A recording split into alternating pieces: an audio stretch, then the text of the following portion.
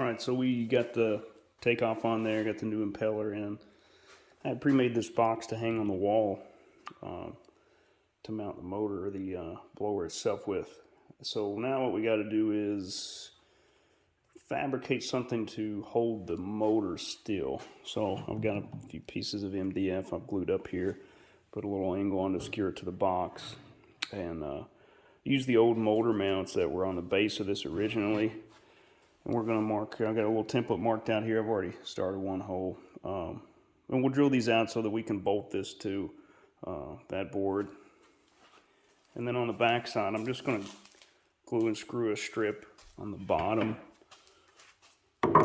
just as another way of reinforcing that side of it. Because if you just leave this sitting the way that it is, the centrifugal force, I'm assuming the inertia associated with the movement of that impeller and motor is going to make this thing want to spin around. So set up over here on the drill press. Let's drill these holes out.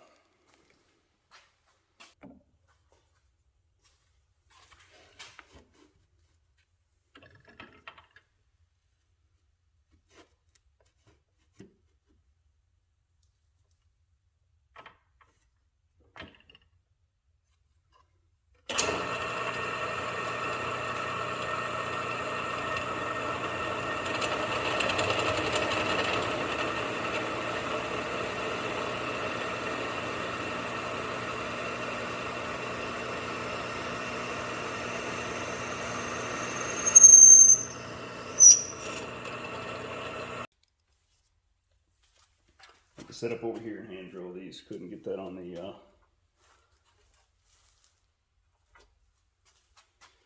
drill press. So these were initially bolted down to some pretty thin sheet metal. So we're gonna have to find some bigger bolts. Got a bunch of those here somewhere. So I'm gonna go search those out. We'll be back. All right, found some bolts.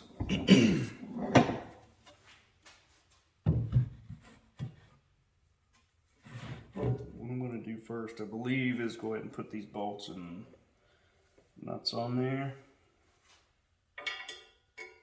and then we'll fasten this board here.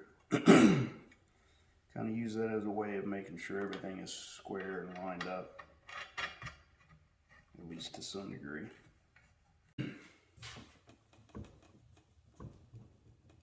All right, this should be pretty sturdy.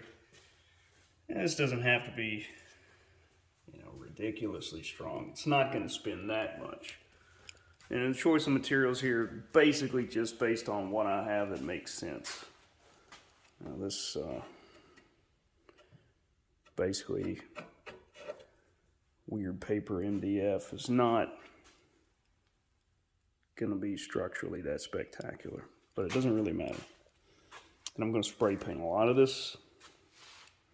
So I don't really care what it looks like, to be honest. And we'll just take these bolts back off because I've got to work on a plenum box. Basically a box that this outlet is going to blow into that will mount on top of our filter. So I'm going to start working on that here. Got the plenum box done. So what's plenum box? Well, plenum is generally a term for, I think, kind of a large boxed area in an HVAC system or air system. But anyway, I made this so that I can remove the top because inevitably there's going to be some changes made to this. So I've got some weather seal here. So when I put the top back on, it kind of closes that off, keeps it airtight.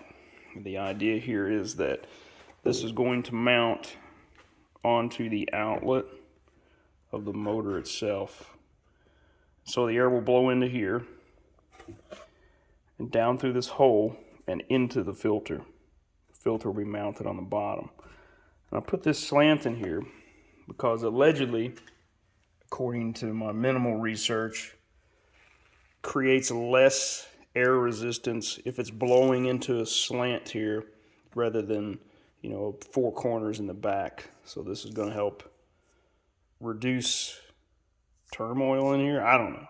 It's just what I was told. Who knows what's true? So that's been today. It's incredibly boring stuff, and that's why I'm not getting real crazy with the videos. I got a flange mounted on here, and then I cut a big circle with a hole in the middle to go on the drum. So the bottom of the Cyclone is going to rest here. We'll secure the flange here, and hopefully, ideally, the heavy stuff, the big dust and chips are going to fall into this barrel that I can easily roll away and dump. So the next objective here is to get this mounted back on the wall. I'm going to take the motor back off so that we can get it up. And then somebody just shot a deer real close. And then we're going to probably mount the filter to the bottom of this first before we hang it on the wall and try to line it up with the outlet. Still working that out. Ideally, we're going to put it in that corner over here nearest this breaker box. I'll be moving that other dust collector out of the way. And then we'll run the ducting along the ceiling and over to the other side of the shop. We'll have a drop over here for the table saw, a drop back there for the miter saw stand. And we'll see where our performance is at there. I got a feeling that's going to significantly drop our performance as far as suction is concerned. If it's not terrible, we'll make another branch to come back behind me here to the other side of the shop. But I have this other one over there. Eventually we'll get a filter on it and it'll function better, but we're getting there. So we got most of this together in the corner, and I'll show you here. But on the filter, you can put a bag underneath that, or some other implement to catch whatever bigger particles didn't fall into the barrel, right? It's going to blow through the filter and fall out the bottom.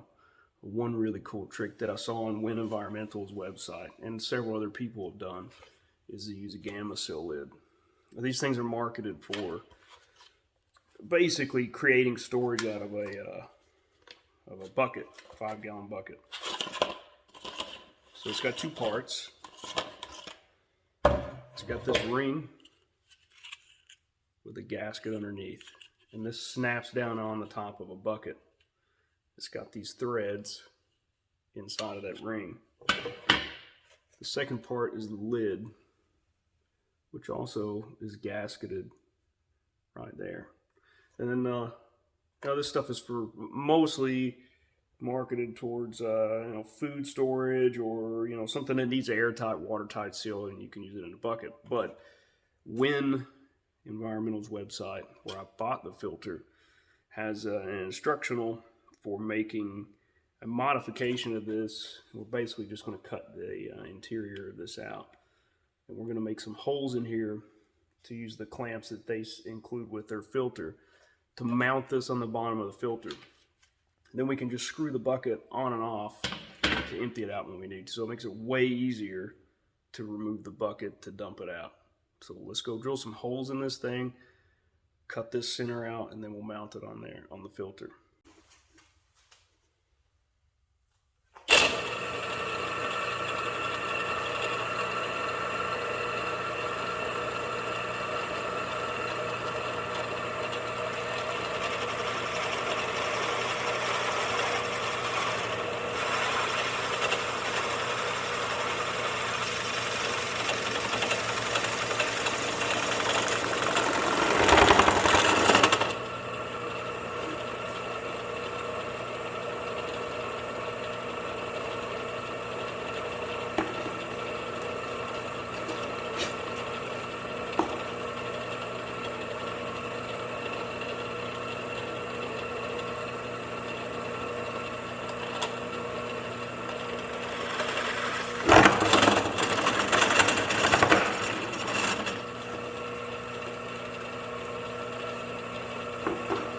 Probably be clamping this down, huh?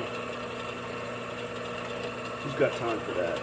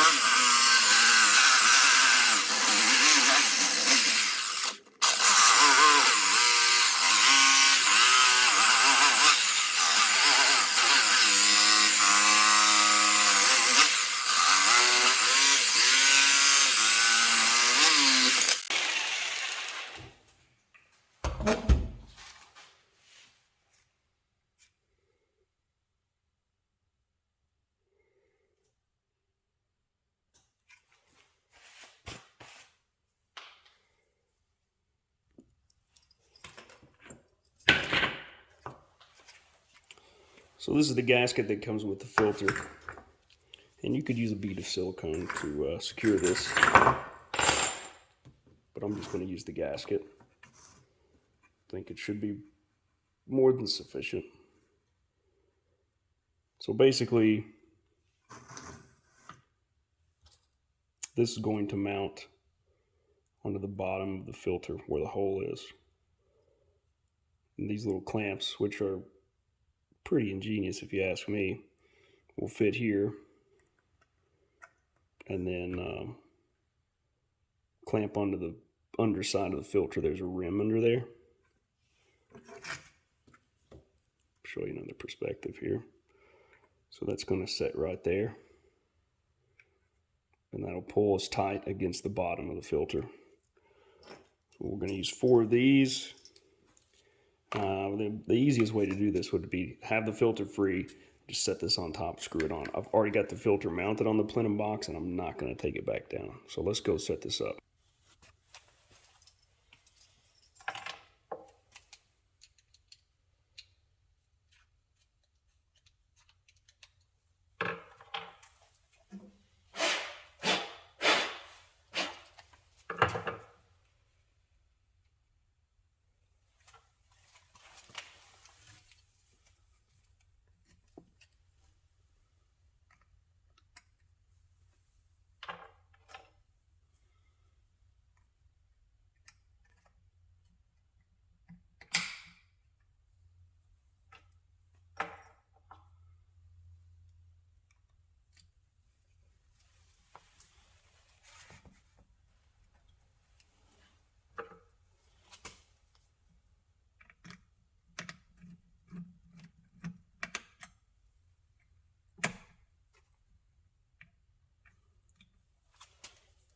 Just going to let that hang loosely there. And then I'm going to check the perimeter there for the gasket, make sure that it's in there, and it looks like it's pretty well aligned.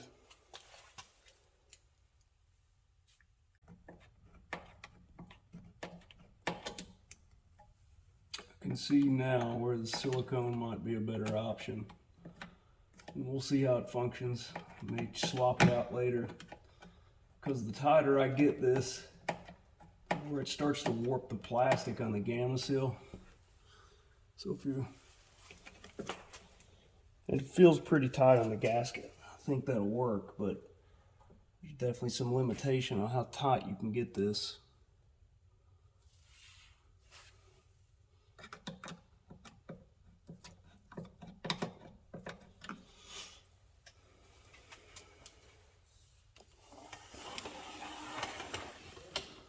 We'll see if I can get you in here close enough to see what's going on here. So these little clips kind of hang on this rim, and then what's remaining of the plastic here, you tighten it down just like a pipe clamp. We'll screw the bucket on, and then we'll fire this thing up.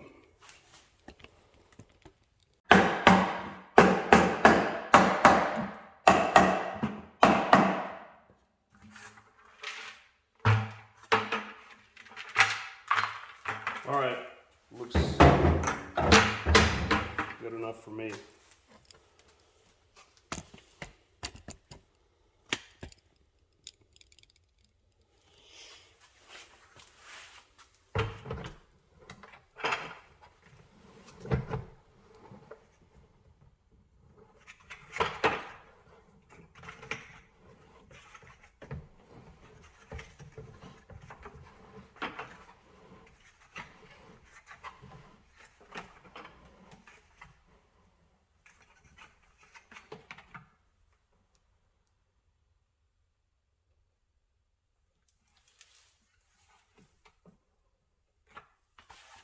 All right, that's on there. So let's go over this thing, because we skipped around a little bit. So we've got the motor mounted up here. The intake of the motor, where we put that new flange, is feeding into the cone here. And underneath the cone, I built this wooden ring to fit on top of the barrel, and I put some weather strip on there. That's my old barrel. So eventually this is where our ducting will go.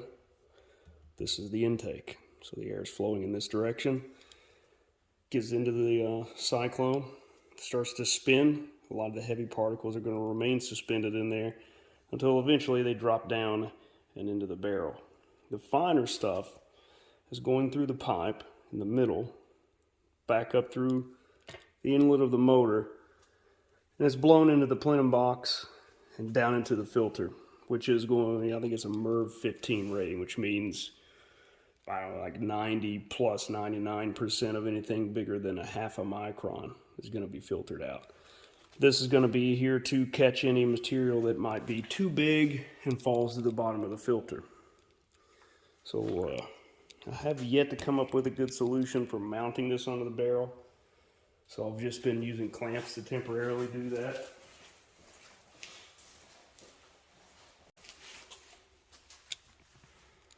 All right, this thing is going to get really loud. Actually, it's not even that loud. I'll leave the volume on for a second so you can hear it, but it's really not as bad as I expected. But I just want to demonstrate this Cyclone action. It does actually work, which I did not expect to happen at all. So let's fire it up here and see how it goes.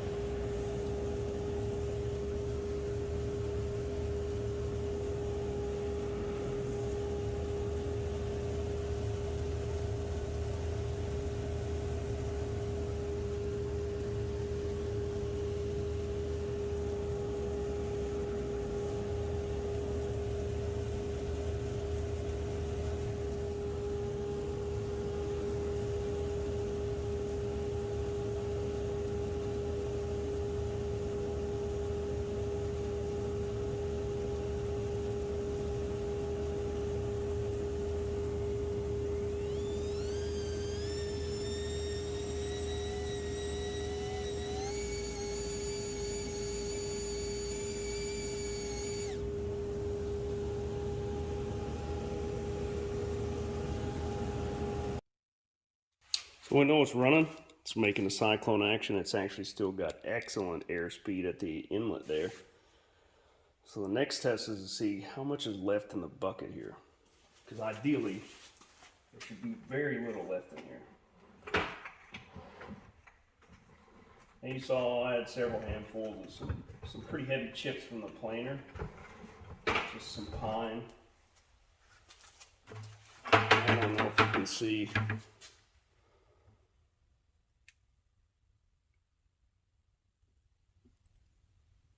That tiny little collection of dust down there. So it is pretty efficient, and it's going to work well to preserve our filter over time. Nice. So there it is. It works, kids. A few things to do. I'm going to paint this at some point.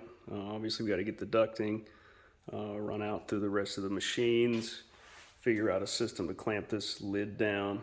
Gonna put some casters on the bottom of this barrel. I got a bunch of those hanging around, so that's about it though. Somehow we managed to make this thing work, and sets right now.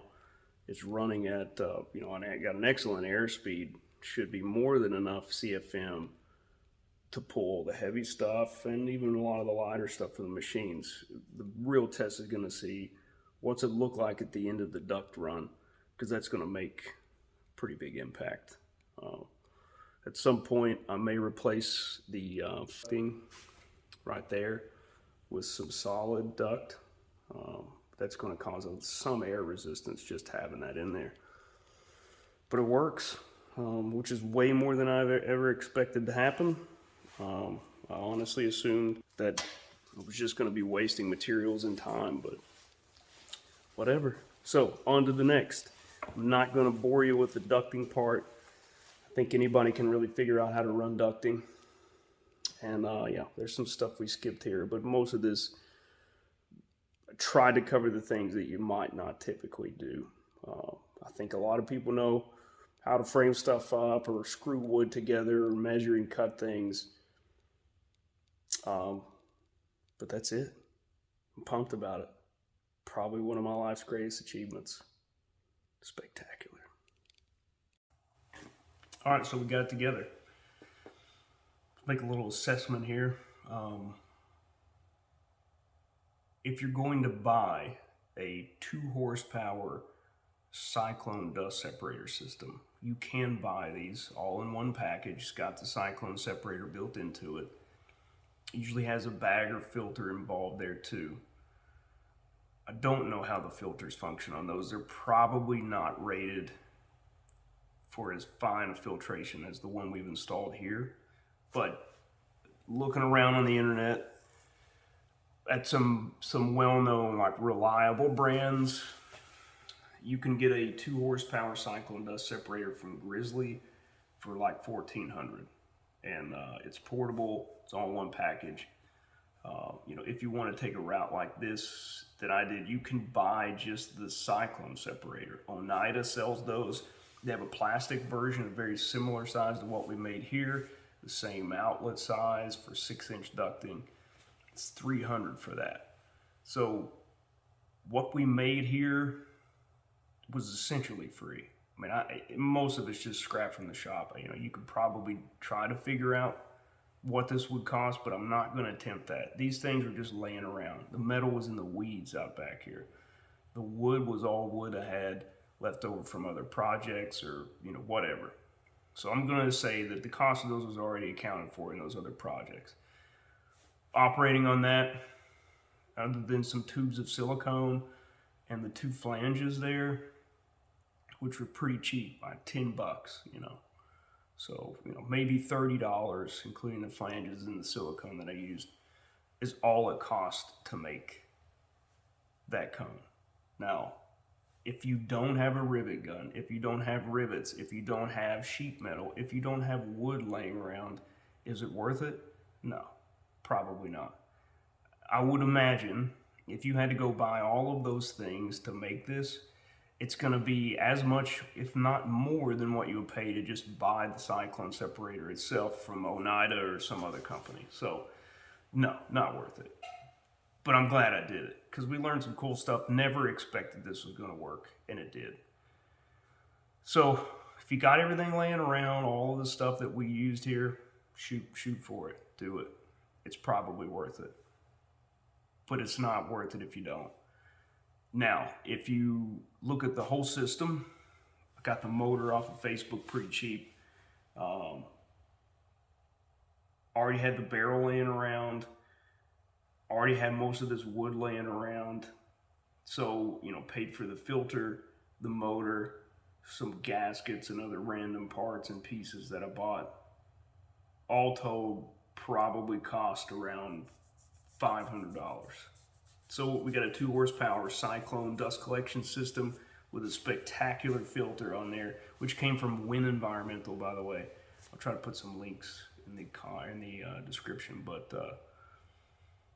yeah, $500 for something that you would probably pay $1,400 for minimum if you're going to buy new. You know, you could probably find them somewhere used, you know, on the market, but it's going to be awesome. And it's going to be way more effective at filtering out fine particles than the older system I have over here, which is a huge pain to move around, and it only has a 4-inch hose on it. You know, so the next step is to run the ducting like we said. Again, I had it laying around, so it's not going to cost me anything. That would be a big expense. If you're going to buy 6-inch galvanized ducting, spiral duct, it's expensive. But I got a bunch of it, more than enough to do the whole shop. So we're gonna get to that. But you know, that's not the fun, cool stuff. I think anybody can stick pipes together, or at least figure it out quick enough. So that's it for that one. Unfortunately, you know, I didn't get lacerated. In the future, I'm sure we'll have an opportunity to get severely injured, and we'll try and catch it on camera. But until then, just remember, it's because you're an idiot doesn't mean you have to do anything halfway.